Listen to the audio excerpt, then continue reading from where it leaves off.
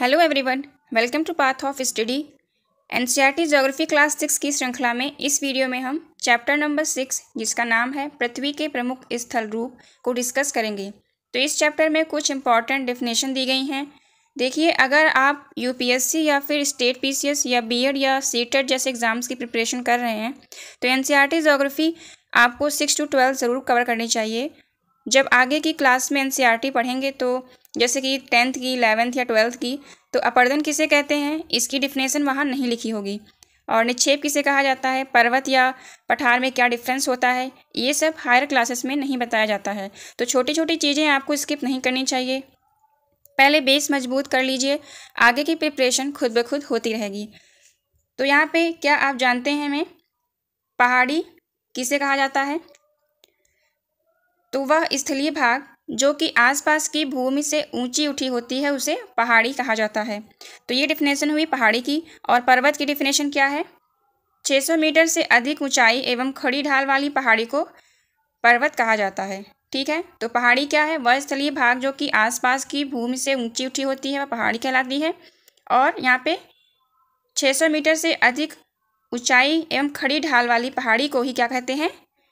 पर्वत कहा जाता है। ठीक है, तो ये बीच पहाड़ी और पर्वत के बीच का डिफरेंस हो गया। आगे क्वेश्चन है, आप पूछा है कि 8000 मीटर से ऊंचे कुछ पर्वतों के नाम बताइए। तो जैसे कि माउंट एवरेस्ट हो गया, K2 हो गया, मकालू हो गया। ठीक है, तो ये सभी 8000 मीटर से भी ऊंचे पर्वत हैं। अब जैसे अगर आपका ज्योग्राफी ऑप्शनल है तो इंटरव्यू में आपसे पहाड़ी और पर्वत के बीच में डिफरेंस पूछ सकते हैं। तो आपके पास कुछ कंटेंट होना चाहिए वहाँ पे बताने के लिए। ठीक है, तो बेस एनसीईआरटी से ही स्ट्रॉन्ग किया जा सकता है। यहाँ पे लिखा है, आप देखेंगे कि पृथ्वी की सतह सभी जगह एक समान नहीं है। पृथ्वी पर अनगिनत प्रकार के स्थल रूप हैं।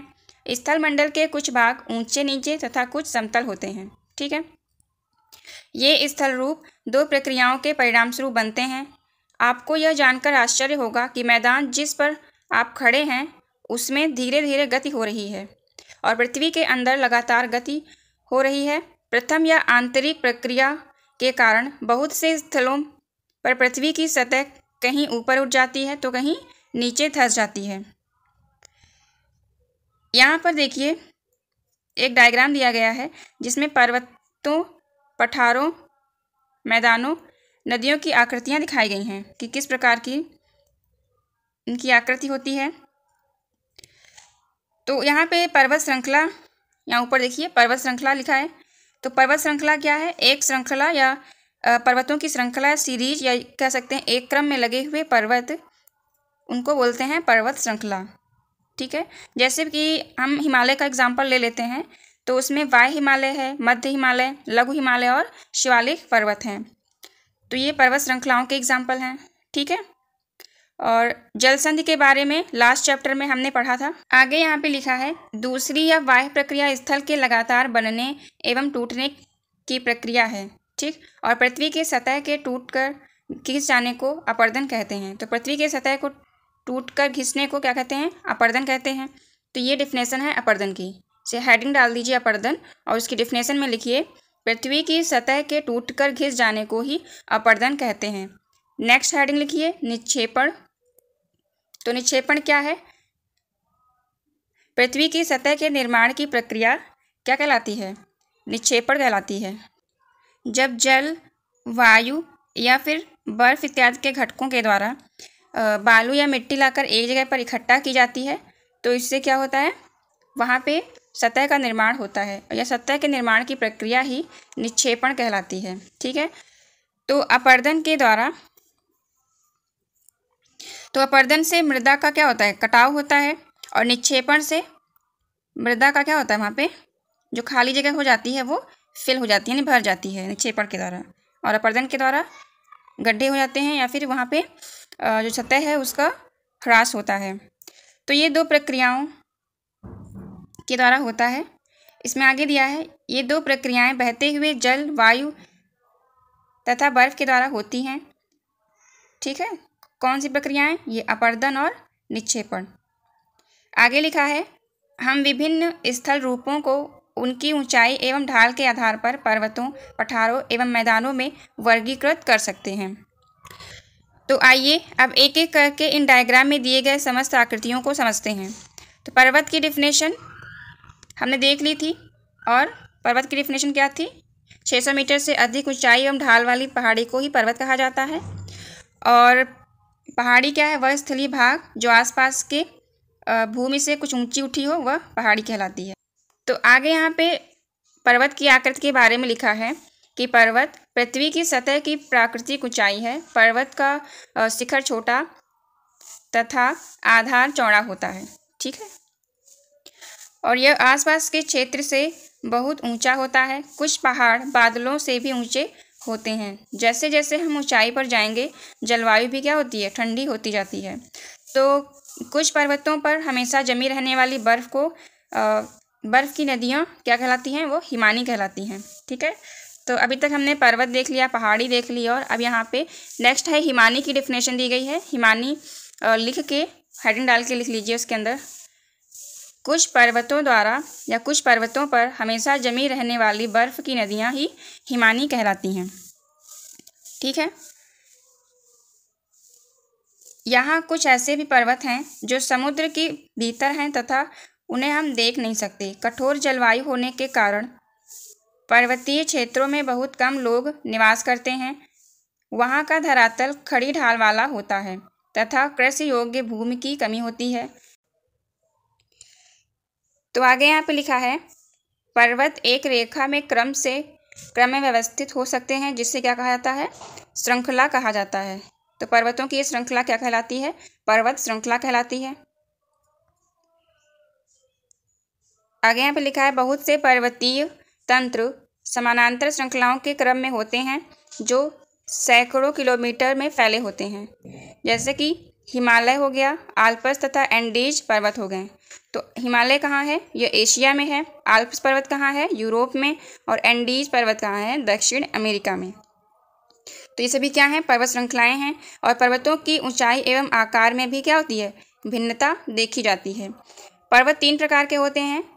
कौन से इनके प्रकार हैं? पहला है वलित पर्वत, दूसरा है भ्रंशोत्त पर्वत, और तीसरा है ज्वालामुखी पर्वत। तो वलित पर्वत कैसे होते हैं? यहाँ पे देखिए, जब 2 प्लेटें या 2 चट्टानें आपस में क्या होती हैं? टकराती हैं, ठीक है। तो जब 2 प्लेटें या 2 चट्टानें आपस में टकराती हैं तो वहाँ पर वलन की स्थिति होती है। यह वलन या फिर वहाँ पे क्या पड़ते हैं? वलन पड़ जाते हैं, कुछ इस तरह से।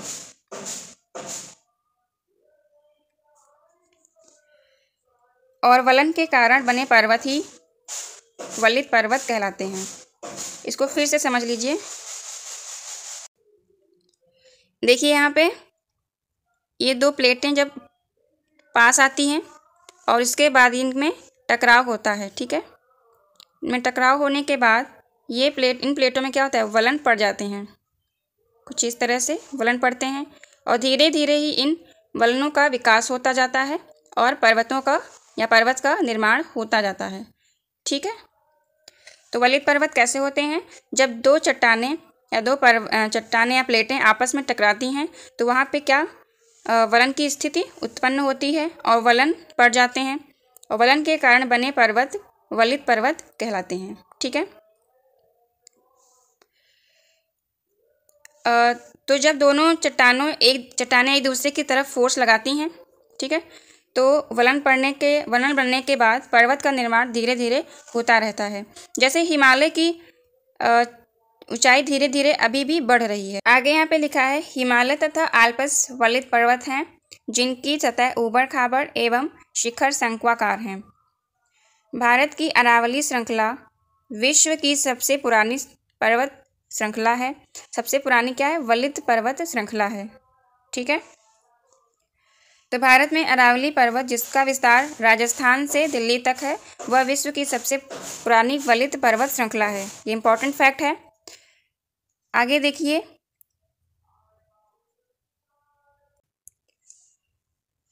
अपर्दन की प्रक्रिया के कारण यह श्रृंखला क्या है? घिस गई है और उत्तरी अमेरिका के आपलेशियन तथा रूस के यूराल पर्वत गोलाकार दिखाई देते हैं। तथा इनकी ऊंचाई कम है। ये बहुत पुराने क्या हैं, वलित पर्वत हैं। इसके बाद नेक्स्ट पर्वत का प्रकार दिया है भ्रंशोत्त पर्वत। तो जब बहुत बड़ा भाग टूट जाता है तथा ऊर्ध्वाधर रूप से विस्थापित हो जाता है तब भ्रंशोत्त पर्वत का निर्माण होता है। ऊपर उठे हुए खंड को उत्खंड या हार्ट्स कहते हैं और नीचे धंसे हुए खंड को द्रोणिका या भ्रंश इंग्लिश में ग्राबेन कहा जाता है। यहाँ पे इस डायग्राम में देख पा रहे होंगे कि जो उठा हुआ भाग होता है वो क्या कहलाता है, वो उत्खंड या हार्ट्स कहलाता है, और जो नीचे धंसा हुआ भाग है वो क्या कहलाता है, द्रोणिका, भ्रंश या फिर ग्राबेन कहलाता है। तो यूरोप की राइन घाटी तथा बासजेस पर्वत इस तरह के पर्वत तंत्र के उदाहरण हैं। ठीक है। नेक्स्ट टाइप है ज्वालामुखी पर्वत। तो ज्वालामुखी पर्वत ज्वालामुखी क्रियाओं के कारण ही बनते हैं। तो अफ्रीका का माउंट किलिमंजारो और जापान का फ्यूजियामा पर्वत ये जो है ज्वालामुखी के एग्जाम्पल हैं। तो पर्वतों से क्या क्या लाभ होते हैं। पर्वत बहुत लाभदायक होते हैं। पर्वत जल के संग्रहागार होते हैं। ठीक है। तो पर्वतों में क्या होता है, जल का संग्रह भी होता है और बहुत सी नदियों का स्रोत पर्वतों में स्थित हिमानियों से होता है। ठीक। तो नदियों का जो स्रोत है, नदियों के जल का जो स्रोत है वो कहाँ से उन्हें मिलता है, वो पहाड़ों से ही मिलता है। ठीक। जलाशयों के जल को लोगों तक पहुंचाया जाता है और पर्वतों के जल का उपयोग सिंचाई तथा पन बिजली के उत्पादन में भी किया जाता है। नदी घाटियां तथा वेदिकाएं कृषि के लिए उपयुक्त होती हैं। पर्वतों में अलग अलग प्रकार की वनस्पतियां तथा जीव जंतु पाए जाते हैं। वनों से हमें क्या क्या मिलता है, ईंधन, चारा, आश्रय तथा दूसरे उत्पाद जैसे गोंद, रेजिन इत्यादि की भी प्राप्ति होती है। और सैलानियों के लिए पर्वतीय भाग उपयुक्त स्थान के रूप में भी हम इन्हें देख सकते हैं और वे पर्वतों की यात्रा उनकी प्राकृतिक सुंदरता को देखने के लिए करते हैं। ठीक। आगे लिखा है विभिन्न प्रकार के खेल जैसे कि paragliding, hand gliding, river rafting तथा स्कीइंग पर्वतों के प्रचलित खेल हैं। ओके। आगे यहाँ पे स्ट्रक्चर में देख पा रहे होंगे ज्वालामुखी पर्वत किस प्रकार के होते हैं। कुछ इस प्रकार के ज्वालामुखी पर्वत होते हैं। यहाँ पे होल होता है ऐसे। ये किस टाइप के पर्वतों का एग्जाम्पल है, ज्वालामुखी के। और यहाँ पे इन्हीं पर्वतों से क्या होता है, ज्वालामुखी का उद्गार भी होता रहता है, ज्वालामुखी विस्फोट होता है। नेक्स्ट यहाँ पे पठार के बारे में दिया गया है, तो हेडिंग डाल के लिख लीजिए पठार, और इसके अंतर्गत पठार क्या होते हैं वो लिखिए। तो पठार उठी हुई एवं सपाट भूमि होती है। ठीक। तो जो मान लो ये पर्वत है, ठीक है, तो कुछ इस तरह से जो स्ट्रक्चर होगा वो पठार होता है। उठा हुआ तो होता है लेकिन ऊपर जो है क्या होता है, सपाट होता है। तो यह आसपास के क्षेत्रों में अधिक उठा हुआ होता है तथा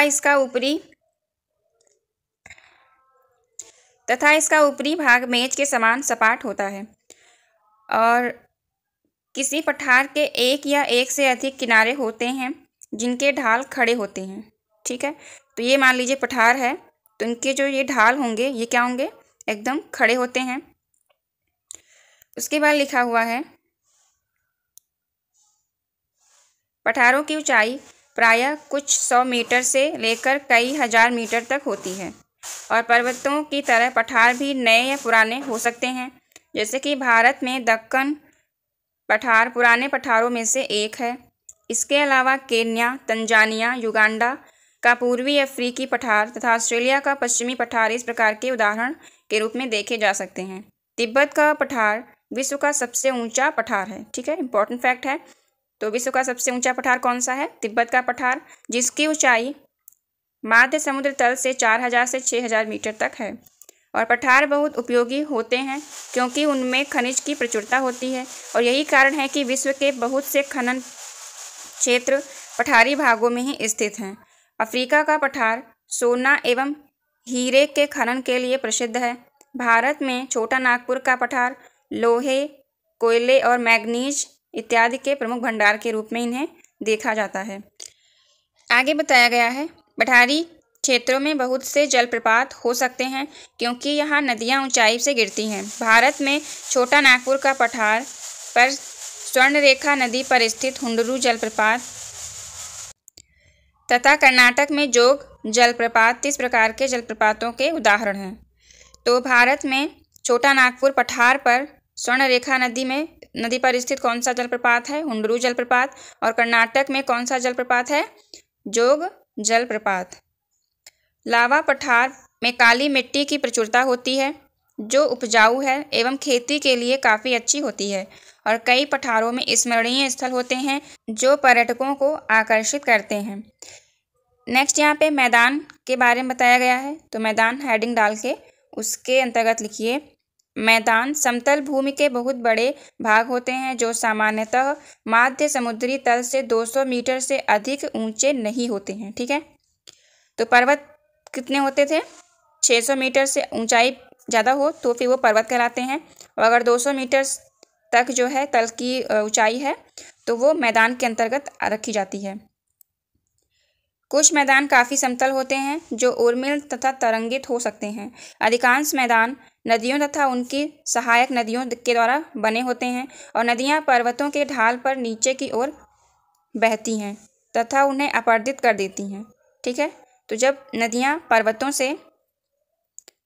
से क्या होंगी? बहेंगी, तो यहाँ पे क्या होगा? धीरे धीरे घर्षण होता रहेगा जल के द्वारा, और वहाँ पे मिट्टी का कटाव होता रहेगा, तो उनका पर्वतों का अपरदन भी साथ में नदियों के द्वारा होता रहता है। तो वे अपरदित पदार्थों को अपने साथ लेके आती हैं, और जहाँ पे मान लीजिए यहाँ से आ रही हैं नदियाँ, यहाँ पे समतल भाग है या मैदान है, तो जो जल का प्रवाह है उसकी गति यहाँ पे धीमी हो जाती है, जिसके कारण जो यहाँ से मिट्टी का कटाव या फिर जो कंकड़ या बालू इत्यादि लेके आती हैं वो यहाँ पे क्या करती हैं? निक्षेपित करती रहती हैं, जिससे मैदान का निर्माण होता रहता है। तो यहाँ पे आगे लिखा है, वे अपरदित पदार्थों को अपने साथ आगे की ओर ले जाती हैं, और अपने साथ ढोए जाने के पदार्थ जैसे बालू, मिट्टी, पत्थर, सिल्ट को वे घाटियों में निक्षेपित कर देती हैं। इन्हीं निक्षेपों से मैदानों का निर्माण होता है।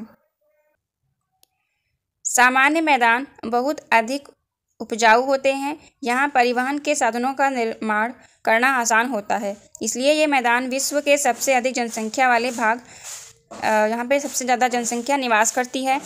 नदियों के द्वारा बनाए गए कुछ बड़े मैदान एशिया तथा उत्तरी अमेरिका में पाए जाते हैं। एशिया में स्थित भारत में गंगा एवं ब्रह्मपुत्र के मैदान तथा चीन में यांगत्से नदी का मैदान इसके प्रमुख उदाहरण हैं।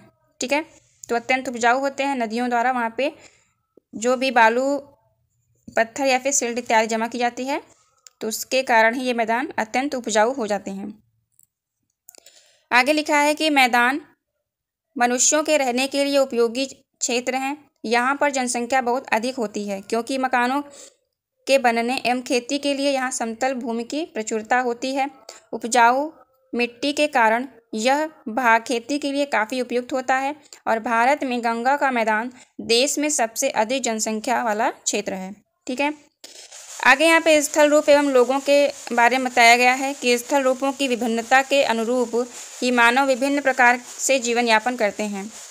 पर्वतों या पर्वतीय क्षेत्र का जीवन कठिन होता है, जबकि पर्वतीय क्षेत्र की तुलना में मैदानी क्षेत्र का जीवन क्या होता है? सरल होता है।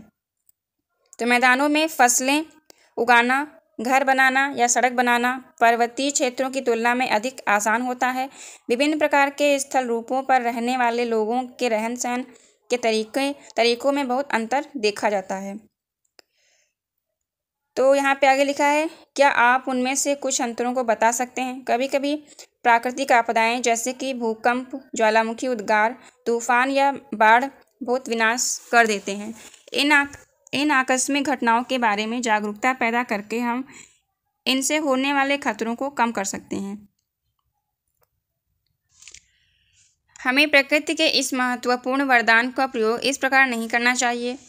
उपलब्ध भूमि केवल हमारे ही उपयोग के लिए नहीं है, यह हमारा कर्तव्य है कि हम आगे आने वाली पीढ़ियों के लिए पृथ्वी को सुरक्षित रखें।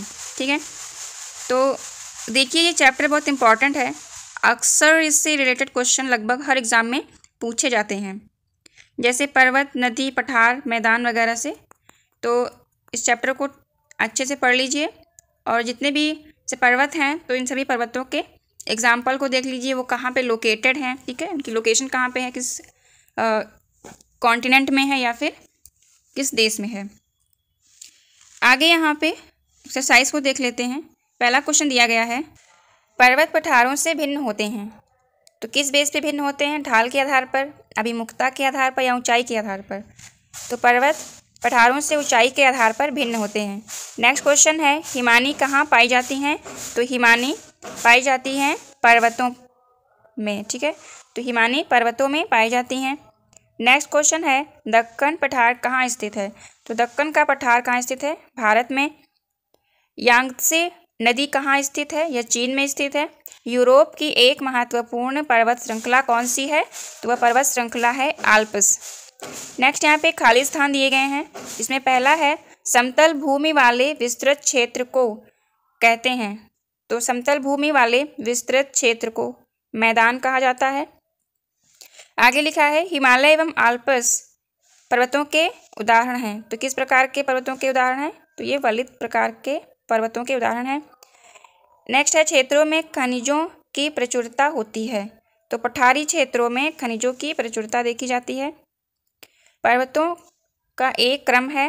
तो पर्वत श्रृंखला जो है, पर्वत श्रृंखला पर्वतों का एक क्रम है। लास्ट क्वेश्चन है, डैश क्षेत्र कृषि के लिए सबसे अधिक उत्पादक क्षेत्र होते हैं। तो कौन से क्षेत्र कृषि के लिए सबसे उपयुक्त होते हैं? वे हैं मैदानी क्षेत्र। ठीक है, तो मैदानी क्षेत्र कृषि के लिए सबसे अधिक उत्पादक क्षेत्र होते हैं। तो ये था हमारा आज का वीडियो। आई होप आपको अच्छे से समझ में आया होगा और हम आशा करते हैं कि आप इस वीडियो को लाइक एंड शेयर करना नहीं भूलेंगे। एनसीईआरटी की श्रृंखला से जुड़ने के लिए हमारे चैनल को सब्सक्राइब कर लीजिए। Thank you for watching. जय हिंद।